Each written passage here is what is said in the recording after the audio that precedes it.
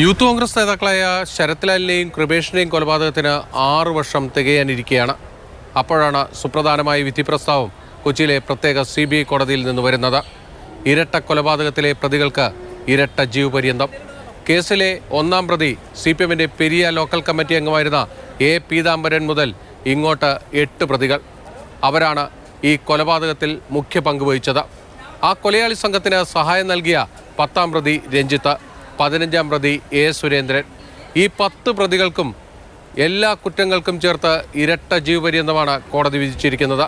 പ്രധാനമായും കൊലപാതകത്തിനും ഗൂഢാലോചനയ്ക്കുമാണ് ഈ ശിക്ഷ. ഇതോടൊപ്പം തന്നെ ഈ പ്രതികൾ 2 ലക്ഷം രൂപ വീതം പിഴയും ഒടുക്കണം. കേസിൽ CPM നേതാക്കളായ 4 പേർ കൂടി 5 വർഷം ശിക്ഷ അനുഭവിക്കേണ്ടതുണ്ട്. കേസിലെ 2ാം പ്രതിയായ സജി സി ജോർജിനെ പോലീസ് കസ്റ്റഡിയിൽ നിന്ന് മോചിപ്പിച്ചതിനാണ് ഉദുമ മുൻ MLA KV കുഞ്ഞിരാമനടക്കം CPMന്റെ 4 നേതാക്കൾ ശിക്ഷ അനുഭവിക്കേണ്ടി വരുന്നത്. കുഞ്ഞിരാമനൊപ്പം K. മണികണ്ഠൻ, KV ഭാസ്കരൻ, രാഘവൻ വെളുത്തോളി എന്നിവരാണ് 5 വർഷം ശിക്ഷ അനുഭവിക്കേണ്ടത്.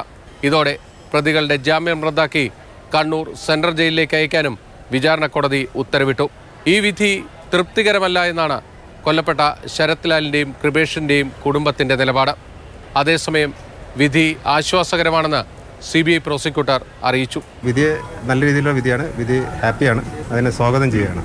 കോടതിയുടെ കണ്ടെത്തൽ അത് റയറസ്റ്റ് ഓഫ് റയർ കേസിൽ പെർവിയിൽ വരുന്നില്ല, അതിൻ്റെ ഇതിൽ വരുന്നില്ല അതുകൊണ്ടാണ് ജീവപര്യന്തമായത്. വിധിയിൽ അപ്പീൽ പോകാനാണ് പ്രതിഭാഗത്തിൻ്റെ തീരുമാനം. CPM നേതാക്കളായ 4 പേർക്കും 5 വർഷം തടവ് ശിക്ഷ വിധിച്ചതോടെ ഇവർക്ക് ഇനി ഹൈക്കോടതിയെ സമീപിച്ച് ശിക്ഷ സസ്പെൻഡ് ചെയ്ത് വാങ്ങിയാൽ മാത്രമേ ജയിൽ മോചിതരാകാൻ കഴിയൂ.